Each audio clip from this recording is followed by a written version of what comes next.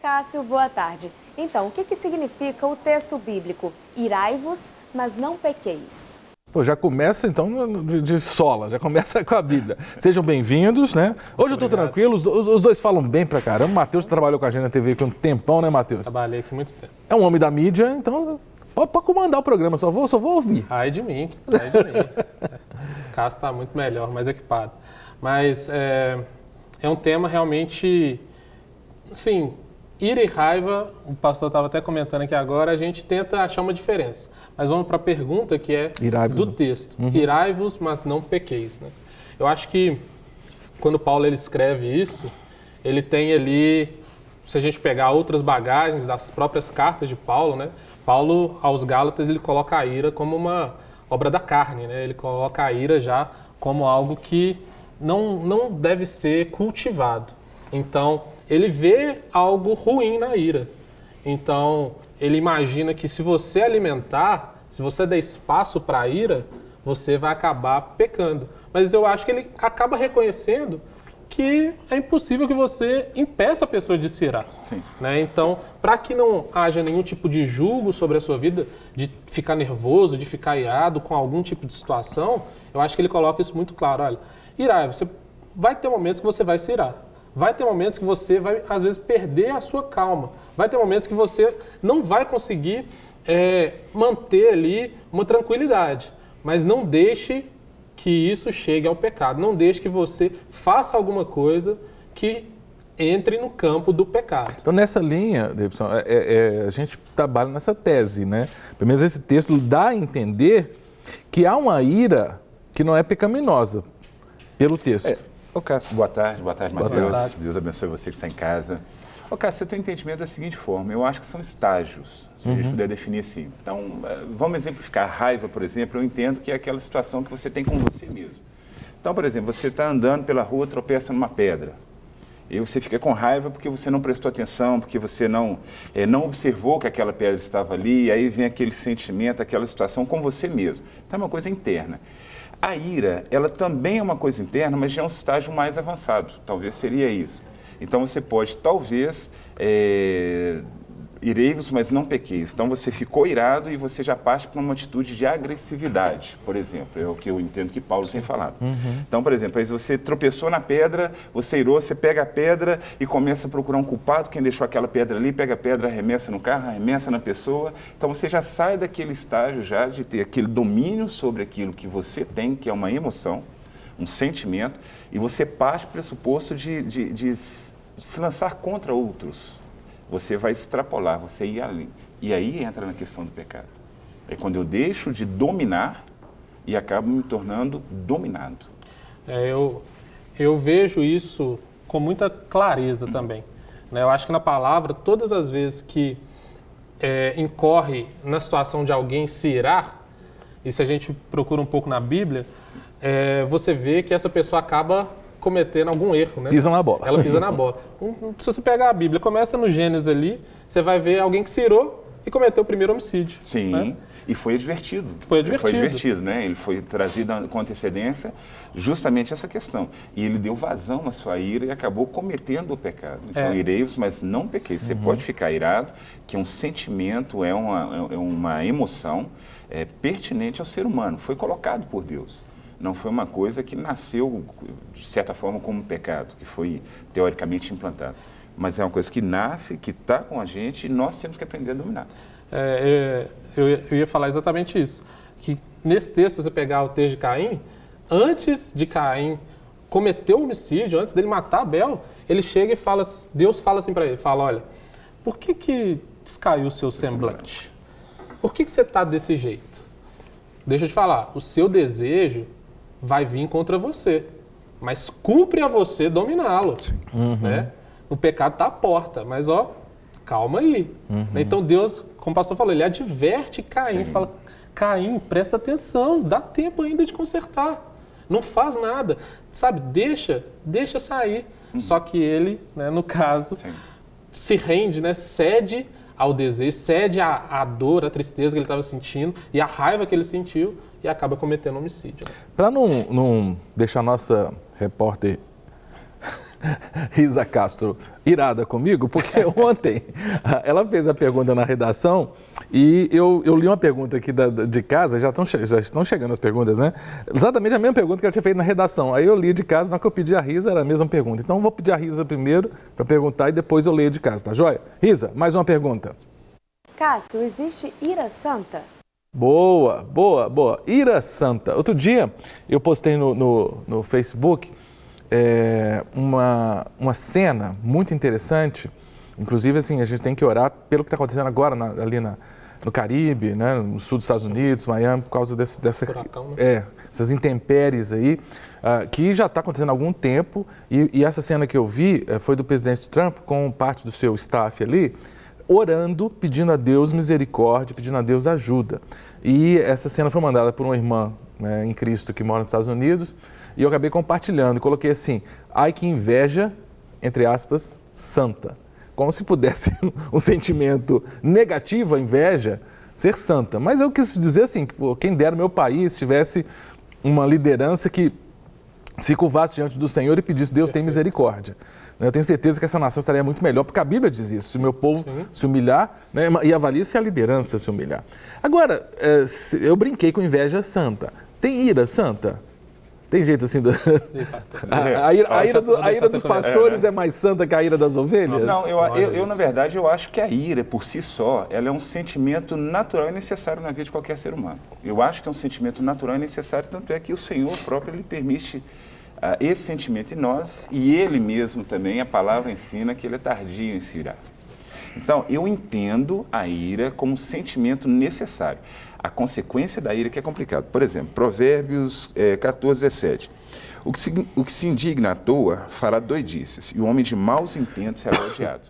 Então, você se indignar é uma coisa natural e necessária, que é o mesmo contexto do se irar. Agora, se você der vazão a essa ira, por exemplo, permitir com que essa ira alcance um terceiro estágio, que seria o ódio, aí já é uma coisa perversa. Então, você se irar dentro de um contexto de sobriedade, eu acho que é necessário. Então, por exemplo, você vê um pai, ele maltratando, humilhando e, de certa forma, molestando o filho.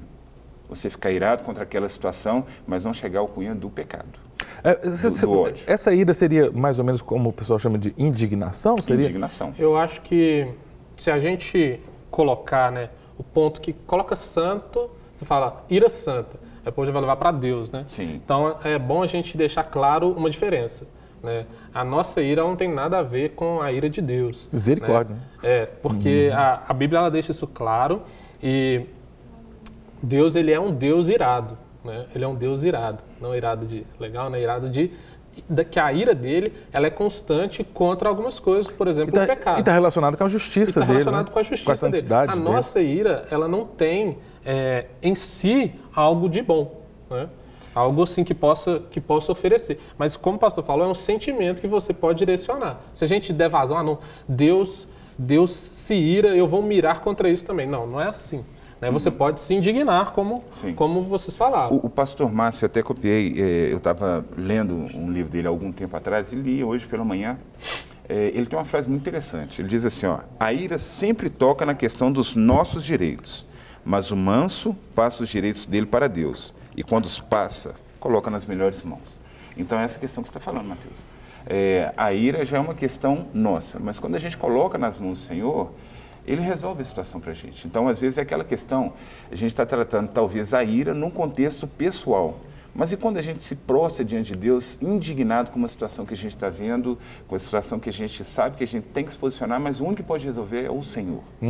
Então, essa, talvez, na minha opinião, no meu entendimento, seria uma ira santa. Tem um louvor, um hino, que eu gosto muito, de uma banda gospel chamada Skank. Brincadeiras à parte, mas que é a banda... Famosa, queridíssima. É banda mineira, né, do Samuel, da turma toda lá, a música chama-se Indignação. E o refrão é muito legal, porque ele faz um jogo de palavras. Sim. Indigna, indignação. Indigna, nação. Ele fala que o Brasil...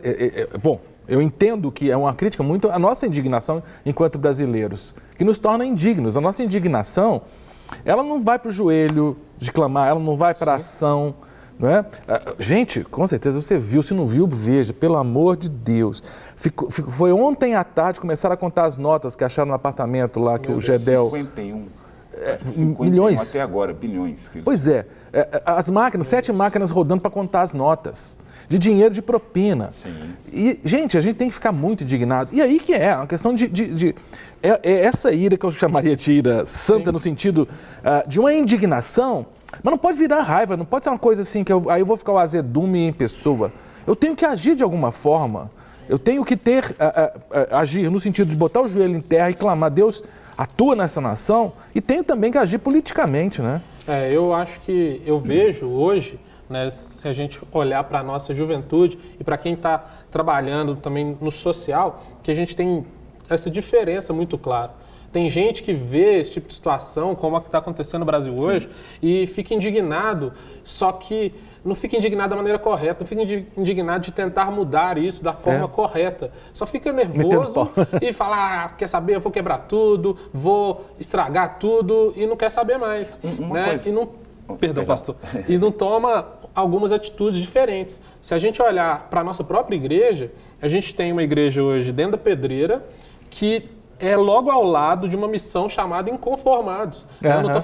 Depois o Thiago me paga aí o jabá, né? Thiagão, né? jabazinho, não é para fazer, né, uma propaganda, mas é para falar de gente que a gente vê que está pegando uma indignação, às vezes uma ira contra as coisas da sociedade hoje e aplicando da forma correta. Para quê? Para trazer para pessoas, né, da nossa sociedade, essas pessoas que não têm uma voz, algo de melhor, uma mudança. Né? Se você vê o pessoal que faz esse tipo de trabalho, né, como Inconformados, como logo ali do lado, ali tem um pessoal que está fazendo um trabalho na escola do Embaixadores de Minas, a gente vê que são pessoas que estavam indignadas, às vezes chegaram a se irar com uma situação normal da nossa sociedade e falaram, eu vou tomar uma atitude, eu vou fazer algo diferente. E mudaram. Né? Perfeito. E é interessante isso, por exemplo, a gente tem muito esse tipo de atitude nos serviços públicos.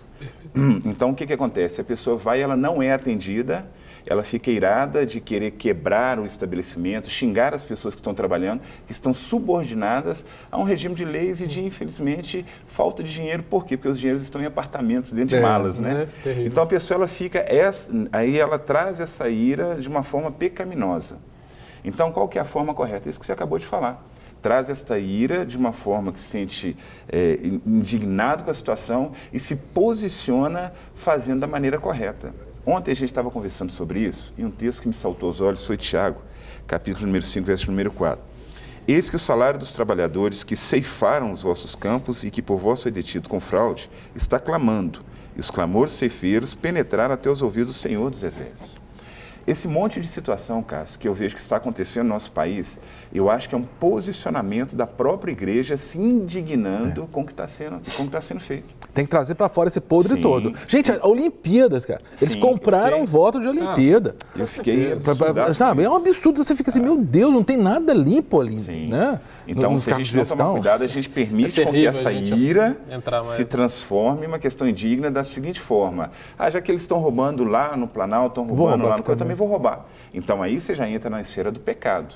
Então, aí já há a diferença entre a raiva, a ira e o pecado, que a gente deixa isso culminar numa forma que realmente vai trazer prejuízo para quem está cometendo, para nós. E essa indignação, pegando o gancho que você falou, né, por exemplo, Inconformados, apenas um dos, graças a Deus, diversos ministérios. Né? Um dos muitos trabalhos feitos. Isso. É uma forma dessa indignação se transformar em ação. Aí é uma indignação digna, porque ela atua. Eu fico pensando, inclusive, eu queria... Porque eu estou morrendo de medo de roubar as perguntas da Risa, porque as perguntas vêm... Por favor, solta a pergunta da Risa aí, que eu acho que é em cima do que até que eu ia perguntar, por favor. E Jesus demonstrou raiva diante dos vendilhões do templo? Tá vendo? Agora já estou ficando esperto, na mesma linha. Porque, por exemplo, Jesus, ele ficou extremamente indignado com uma determinada situação lá. A gente tem que lembrar bem que Jesus, naquele momento, ele ainda não tinha feito o sacrifício, né, de ser o cordeiro. Ele era o cordeiro, mas ainda não havia sido sacrificado. Então havia o templo ali, que os judeus, né, frequentavam, e tinha toda uma questão aí de levar a oferta, né, para o sacerdote, aquele negócio todo. Tinha a turma, que infelizmente existe até hoje, que usa a religião como argumento para poder se beneficiar. Se beneficiar. Perfeito. Gente, mas é impressionante, desde a época de Jesus até antes. Aí Jesus olha aquilo, eu fico imaginando assim, se eu, pecador que sou, fico indignado, avalie o Senhor, que é santo. Eu vejo aquela moça, esses caras estão querendo lucrar em cima da boa-fé das pessoas, porque estava lucrando em cima da boa-fé das pessoas. Sim. E aí ele se manifesta contra aquela ação, né, expulsando os vendilhões. Mas será que ele não extrapolou, não? Essa é a questão, né? Se a gente olhar ali, né, vou colocar um pouco um lado de consequência. Qual que seria a consequência do ato de Jesus ali? Ele estava fazendo algo em função de uma determinada lei, né? Então, toda vez quando ele traz isso assim falando, olha, está escrito assim, vocês estão fazendo exatamente o que está escrito, que fariam da casa do meu pai uma casa de escambo, né? E aí começa a impor aquilo ali, só que mediante algo que ele já tinha autoridade, que era a própria palavra, e ele é a própria palavra. Então, quando ele faz isso, ele está falando, olha, eu vou só derrubar isso aqui tudo e vou tirar para mostrar onde que a gente deve se posicionar, como que a gente deve se posicionar. Né? Eu acho muito difícil que, por exemplo, Jesus tenha ferido alguém ali. Sim. Né? Acho muito difícil que ele tenha... que a intenção dele, por exemplo, tenha sido dar o prejuízo para alguém, mas certamente mostrar a santidade, né? Exatamente. Mas e essa ira santa que vocês mesmos falaram, que Deus tem uma ira santa, porque tem gente que o discurso contemporâneo de graça, que eu concordo com a que nós estamos na graça, mas é um discurso de condescendência, de um graça amor, barata, né? de graça barata, de amor sem justiça. Deus, ele é amor, mas Deus é justiça e Deus é santo. Então essas duas facetas de Deus, esses dois lados de Deus, eles caminham sempre juntos. E porque ele é amor, ele é justiça. Exato. Né? Isso é algo que, né, não é Não um tem como oposto. separar. Não é um oposto, pelo contrário, é complementar. Né? E Então, aí são duas questões que eu acho interessante. Essa motivação pelo qual Jesus ele realmente põe para fora ali os vendilhões. A motivação é a motivação correta. E onde nós temos que ter cuidado com esse sentimento que nós temos de ter a motivação correta no momento de se irar, da gente não exceder, de a gente não exceder. E algo que a gente tem falado muito ali no Palmital é justamente sobre essa questão da graça. Que muitas pessoas usam a graça de uma forma deliberada para poder pecar e tudo Dá vazão mais. à carne, como Paulo disse. Mas se a gente pegar e avaliar no contexto, por exemplo, sobre adultério, a própria lei, o próprio ensinamento da graça, ele é mais pesado que a lei. Porque na lei é se for pego em flagrante adultério. E na graça é se você intentar no seu coração de Já adultério. piorou o critério. Você está entendendo? Então é mais intenso ainda. Então é o que as pessoas têm que parar para poder avaliar, para que possam realmente perceber a necessidade de caminhar dentro da vontade do Senhor, a motivação do coração. Já deixei uma provocação para os pastores Davidson e Mateus sobre a questão de Jesus se indignar com os vendilhões do templo. A provocação foi porque um comunicado eu não sei se você pode dizer a Convenção das Batistas... Foi a Convenção Batista Nacional, CBN, né? A Convenção das Igrejas Batistas Nacionais soltou um comunicado orientando a todas as Igrejas Batistas Nacionais a se posicionarem contra pastores que vão pregar, cantores e tudo mais. Por exemplo, eu sou pastor e... às vezes as pessoas me convidam, né? Eu convido e tudo mais. E, obviamente, eu não cobro para pregar. Eu vou. Eventualmente, se você é fora de Belo Horizonte, eles pagam a passagem e, eventualmente, dá-se uma oferta. Eu também tenho igreja que eu não tenho coragem de... Né? Eu já devolvo a oferta porque a igreja é tão simples, né? Eu não tenho isso como eu não estabeleço um preço, né? Hipótese alguma. O valor da oferta, o cachê, né? O cachê, eu entendo assim que quando meu entendimento, né? Quando estabeleceu, e é uma coisa que eu tenho tido algumas situações com algumas pessoas, porque eu entendo que quando você estabelece o valor da oferta, não é oferta, é cachê. Sim. Posso estar enganado, posso estar levantando um tumulto muito grande para a minha vida, mas é o que eu penso. Não mas porque essa questão, eu não sou músico, né? Eu tentei, quando eu era criança, antigamente, né? Eu fazia parte de um... na época não era banda que chamava, era um grupo, era o Conjunto Musical da Mocidade. Eu tocava bateria, mas tocar bateria em igreja presbiteriana é vender picolé para esquimó. Você não rola. Daquela época, cara. Com todo respeito, mas principalmente quando você era mais... Pois é, você imagina. Hoje até dá um pouco. Não, mas até hoje, né? A maioria das igrejas presbiterianas não pode bateria. Não é todas, né? Mas antigamente... Então, assim, minha praia não é música. Não sei se... Como se eu tive a ligeira impressão que quis chamar lá e falar que você está bem. Não, ele falou mesmo, de jeito nenhum, escancarado. Tá bom, É experiente. Ah, né? tá. Experiente. Muito Fechando bom. esse parênteses de bullying com o Cássio aqui, mas há essa polêmica, né? Assim, cobra ou não cobra? Isso já vem há muito tempo. Eu acho uma questão muito delicada, né? Muito delicada. Tem pessoas, por exemplo, que vivem disso. Tem gente exatamente. que vive disso especificamente. Então, eu vou ser bem sincero, Igual, como você falou, eu, pastor de Lagoinha, eu não cobro para pregar em lugar nenhum, assim. Né? Mas, igual, como você falou, às vezes o lugar é muito longe. Então, poxa, uma passagem, né? Conversei com outros pastores aqui, às vezes quer que você pregue em outra cidade. Então, é interessante que possa te dar como ir lá, né? As condições te dar uma para. condição de ir lá. Mas assim, para você estar na igreja, para você pregar a palavra, isso eu acho que não deve ser feito dessa forma. O problema é que o quê? O pessoal, tanto pro ruim quanto pro bom, né? Tanto pro pouco, para a escassez, quanto para a fartura, eles exageram. Então, às vezes, o pessoal te chama para algum lugar e eles não te dão nenhum lugar que você possa ficar. É verdade. E aí, por isso que muitas pessoas começaram a falar, não, tem que ter o me dá mínimo, um né? valor, pelo menos para eu, às vezes, pagar uma diária, porque às vezes não deixa nem na casa de um irmão, né? Então, é complicado. Mas também tem gente que chega e fala, não, eu quero com antecedência, você me dá metade antecipado. Mas aí, isso não é Matheus, evangelho. mas né? aí no Isso caso, eu acho que a gente perdeu. tem que... É uma linha muito tênue, eu acho que a gente tem Muito que cuidar, porque existem também os profissionais, como motorista, profissional, Sim. como mecânico e tal, existem também os Equipe profissionais da técnica. fé. Entendi. Existem os profissionais da fé. Então, por exemplo, você vai levar... É um show que você está contratando? Então, a pessoa, ela tem os técnicos. Aqui, por exemplo, nós temos a equipe técnica que está nos assessorando muito bem, por sinal. Aí tem o equipamento, tem o investimento, tem o trabalho. E esses dias eu estava conversando com um cantor a gente estava no evento e ele trouxe uma coisa muito pertinente.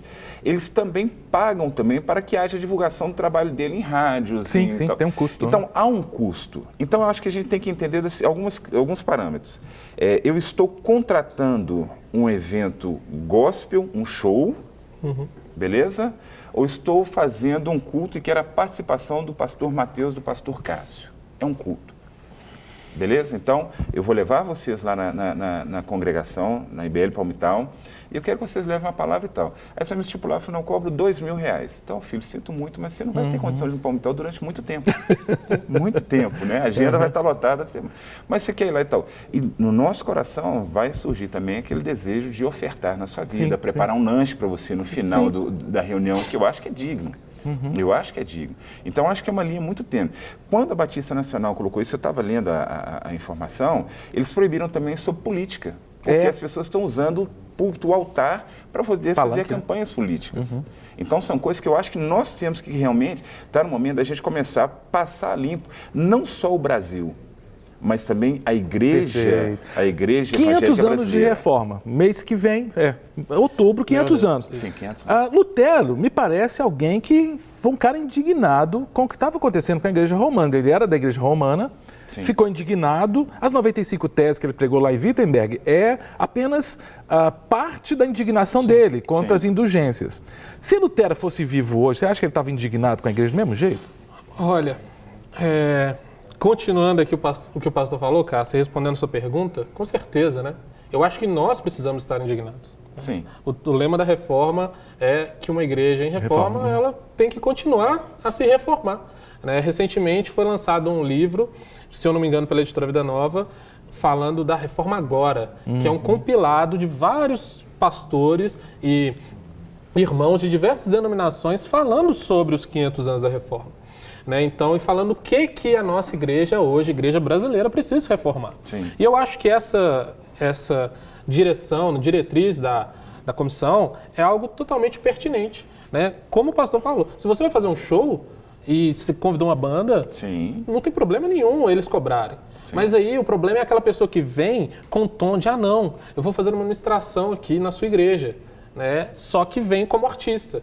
Não vem como artista. Se você quer vir realmente para pregar a palavra de Deus ela não deve ser comercializada dessa forma. Né? Se você é um pastor e cobra para pregar, isso é muito preocupante. Né? Às vezes a pessoa, como o pastor falou, às vezes você vai chegar lá e eles vão te dar uma oferta, e eles vão realmente dar uma condição, um lanche para você, um local, alguém para te levar, né? Mas a partir do momento que você estabelece isso, você deixa o evangelho muito comercial, e a gente pode até voltar para a mesma questão de Jesus lá. Dentro desse contexto comercial que você está falando, então, se a gente olhar na internet agora, a gente vai verificar que existem igrejas sendo vendidas como comércio. Passa-se ponto. Passa-se este ponto com 300 cabeças, assustador, 250 dizimistas fiéis e você acha tudo no mais. Mercado Livre. Sim, então Meu quer Deus. dizer, é uma coisa absurda. Então, você fez uma pergunta, eu queria devolver a pergunta contigo, para você com todo respeito. Você falou assim, se Lutero estivesse vivo até hoje, se ele estaria indignado. A minha pergunta é, se Lutero estivesse vivo até hoje, será que a igreja seria como é? É uma boa pergunta. Não é? Será que a igreja hoje, a igreja de hoje, ela seria como está, seria como é? Você lembra de um texto do Max Weber, do século XIX, que é um clássico do Weber? Weber é um dos pais da sociologia, mas esse texto, ele transita entre as ciências sociais e a teologia, a ética protestante e o espírito do capitalismo. Sim. Ele fala do ethos do protestante do século XIX como uma ética diferenciada de quem não era protestante. Era a ética do trabalho, da moralidade, da honestidade.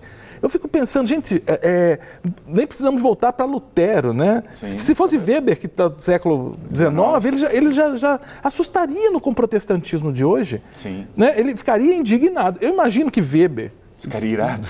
Irado, essa ira. Ficaria irado, com você certeza, entende? com certeza. Porque a gente está falando aqui, mas você pega algumas denominações que se dizem evangélicas, cara, que vendem indulgência. Sim. Assim como a Igreja Romana vendia. Sim. A gente, brincando, né, um pouco, mas ontem a gente estava lá na comunicação da Lagoinha, e aí conversando, né, com o Ramon, que trabalhou aqui também na Rede Super, a gente viu alguém vendendo, né, isso, falando, usa esse escapulário, que se você morrer com esse escapulário, você vai para o céu. Opa. Falei, meu Deus, né, a que ponto que nós chegamos, né? É terrível, é de você assim falar, nossa, isso é de se irar, né? Isso a gente precisa. Só que eu vou tirar um pouco só para colocar isso no tema que a gente está falando, que é o quê? Tem muitos cristãos que se iram contra essas situações, só que fazem isso da maneira errada. Sim. Né? E aí se tornam o quê? Críticos da igreja. Sim. Eles não querem participar de um processo de transformação e de reforma da igreja. Pelo contrário, eles ficam tão irados, indignados e às vezes começam isso com um sentimento correto no coração. Sim. Mas deixa ali, dá um né? espaço realmente para o diabo atuar na E vida é interessante deles. pensar em Lutero, porque Lutero, com essa indignação, com essa ira que ele teve contra o que estava acontecendo com a Igreja Romana, a ação de Lutero não foi ruptura. Lutero, por Lutero, ele queria Inicialmente não era reformar. ruptura. Sim. Mas Inicialmente não inclusive era a própria ruptura foi a ação de Roma. Sim, A excomunhão veio por parte de Roma. Ele queria mesmo. reformar, ele queria transformar. Isso. Você pegar aquilo que é bom e falar assim, olha, isso aqui é bom, isso aqui Vamos está dentro do preservar o que é contexto. bom. Vamos preservar, vamos tirar aquilo que é ruim, que foi infiltrado durante o decorrer da caminhada da história e tal. Então, qual que é o contexto que nós temos em toda essa situação? É de se indignar a pessoa que vende a igreja tratando como comércio. A gente tem que ficar indignado com quem está vendendo ou com aquele que está comprando? Com os dois, né? Ah, tá. Então essa é a questão. Por que nós temos essa linha de pessoas que estão comercializando o evangelho? Porque nós temos uma linha de pessoas que estão comprando. Porque tem mercado, né? Tem mercado. E a preocupação é com a transformação do hoje, né? Dos dias de hoje. A gente está num tempo em que as pessoas parecem, né, que estão deixando de ir à igreja, às vezes para ser pastoreadas pela internet, pelo YouTube, e por pessoas que você não pode, às vezes, nem comprovar que realmente tem... A idoneidade.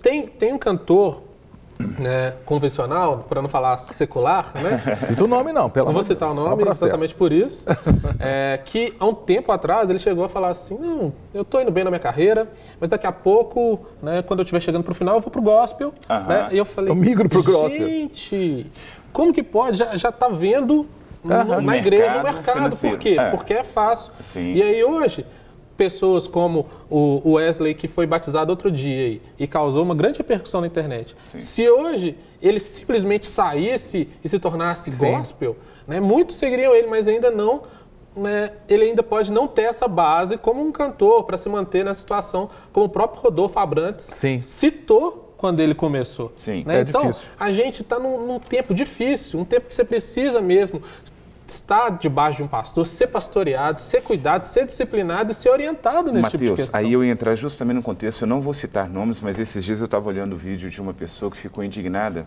com a série de situações que chegou, já vou falar o nome porque ela está exposta na mídia, né? A Daniela Araújo. Isso. Então, ele se posicionando, ele falando algumas coisas que eu achei interessante e pertinente para nós que caminhamos na comunidade cristã. Sim. Nós falamos agora sobre show, sobre cobrar e tudo mais. Mas talvez a pergunta seja, e a mais interessante no meu entendimento, seria a seguinte: quando você convida alguém para estar na sua igreja ministrando, você entra em contato com o pastor dela para ver qual foi o último culto que ela participou, a última Santa Ceia, como é que está a caminhada cristã dela, se realmente ela está apta, com muito temor no coração, eu falo isso, ela está apta a subir no púlpito para poder ministrar sobre a vida de outras pessoas. Tem no esse cuidado, né? São coisas que nós, com essa questão desse ativismo, a gente cuidados que a gente não toma. Talvez a gente está vendo a pessoa na mídia, está exposta, não, fulano é uma bênção. Mas ele é uma bênção porque talvez ele está reproduzindo coisas que ele tem lá no passado, mas ele não está se alimentando mais. Eu vi uma postagem de um pastor também, achei muito interessante, ele é do Rio de Janeiro, e ele organizou um congresso de adolescentes, jovens, e convidou a Perla. Na época, a Perla ainda era gospel. Era gospel. Né? E ele fez a postagem dizendo que ele tinha cancelado o contrato, cancelado a ida da Perla por causa das ações da Perla públicas, né? Sim. De que voltou pro funk, coisas do tipo. Eu acho interessante, quer dizer, ele ficou indignado com o tipo de discurso e prática dela e agiu. Né? Agiu, fez o cancelamento formal e tudo certinho e estava dando a justificativa da razão. Eu acho que a gente tem que ter muito cuidado com a forma que a gente manifesta a nossa ira. Porque cada um de nós, algo nos deixa irados, algo nos deixa indignados. A gente tem que saber qual o tamanho do nosso estupim, na verdade. Se meu estupim é mais curto, se é mais longo. Você para dentro. Para saber que tipo de situação que você vai poder entrar. O que será que mais irrita, por exemplo, os homens? O que mais leva os homens a ficarem irados e a pecarem? Mas em qual contexto? Geral. Porque dizem que o homem e a mulher são diferentes, Pensei né? na questão da minha esposa estar assistindo e eu pensei 2 vezes antes de responder essa questão. Sábio, homem sábio. Não, por exemplo, eu confesso que para mim é um laboratório diário o trânsito. Dirigir. Para mim, me causa constantemente aquela sensação de estar no limite, sabe? Entre o irá e ficar indignado com a situação e o pecar. Né? De ter um mau pensamento, de desejar o mal para o outro. É muito difícil para mim. Não, eu percebo isso exatamente quando eu estou numa situação em que eu vou, às vezes, para a igreja dirigindo, eu vou para a igreja de móvel. Eu falo, cara... De móvel é muito melhor. Eu tenho uma paz tão maior indo de móvel. Né? Porque é domingo, viu, gente? Porque são os dias de semana. Não. A indignação seria de outra ordem. Eu tenho uma tranquilidade. Porque durante a semana, geralmente, eu vou de móvel. E... É mais porque tenso. para na porta da igreja. Então, assim, para mim é muito tranquilo. É muito tranquilo.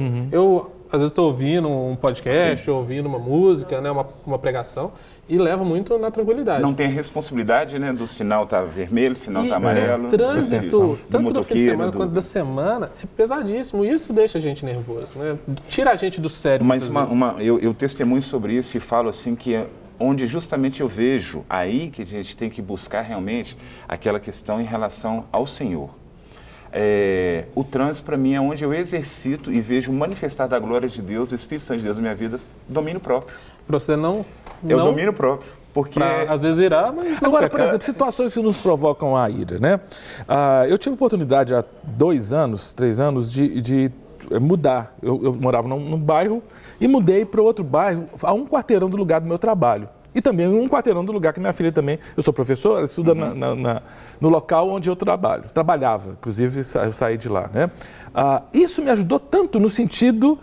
De evitar a situação que me levava a ficar irado. Está entendendo? Sim. Porque mas aí na questão, a pergunta que você fez, ela também parte do princípio seguinte. O que mais ira? Depende do momento. Por exemplo, às vezes você já está chateado, você já está com raiva de uma situação que aconteceu ali, mas que é contornável. Você contorna aquela situação ali que te deixou com raiva. Mas logo na frente você se depara com uma situação que vai deixar com raiva 2 vezes mais do que aquela primeira. Ao quadrado. Né? Ao quadrado. Então o que vai acontecer? Aí você pode chegar no patamar da ira. E aí eu volto a falar. A necessidade de ser controlado pelo Espírito Santo de Deus. Você não permitir com que a ira chegue no patamar de pecado.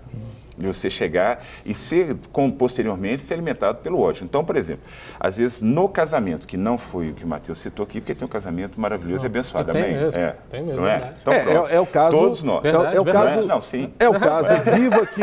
Eu falo, é verdade. Onde superabundou o pecado, superabundou a graça. Onde abundou o pecado. Uma esposa e filha maravilhosa. Ou glória a Tá Deus. certo, E a glória. filha é linda também. Né? Tá bom. Então, qual que é a questão? Então, no decorrer do relacionamento, você vai tendo situações que vão te causando muitas raivas. Isso. Sim. Certo? Se você não começar a tratar isto no seu relacionamento, ela vai chegar num patamar de ira que pode se transformar em ódio, naquela situação que você vai se alimentando, que aí é o desejo de morte, que é o desejo de prejudicar, que é o desejo de trazer situações que vão levar a pessoa a ver um constante momento de pecado. Um acúmulo, né? Acúmulo. Porque a Bíblia mesmo, tem uma pessoa que mandou uma mensagem falando sobre isso, né? Não se põe o sol sobre vossa ira. Deixa eu ver. Sim. Gente, estão muitas mensagens chegando e eu acabei não lendo. É Paulo, né? Paulo que cita isso aí em Efésios. Aqui, olha, não se põe... Mas marido e mulher também tem isso, né? Sim. Eu e minha esposa, a gente convencionou esse texto para que fosse uma verdade na nossa vida. Né? Tem muitos casais, às vezes, que se acostumam com esse tipo de situação. Acostumam com a situação, briguei, e fica brigado, e fica uma semana brigado. Dormir que esquece outro dia. Não, e fica uma semana... A gente falou, vamos resolver no dia. Né? Não deixa passar o dia.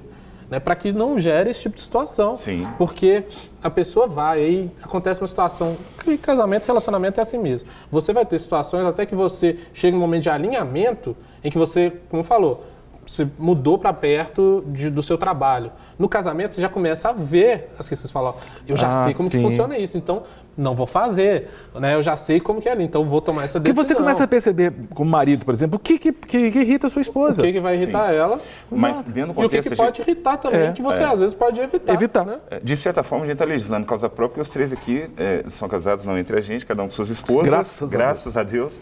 Mas o contexto é interessante que no relacionamento do dia a dia, a gente se relaciona com pessoas.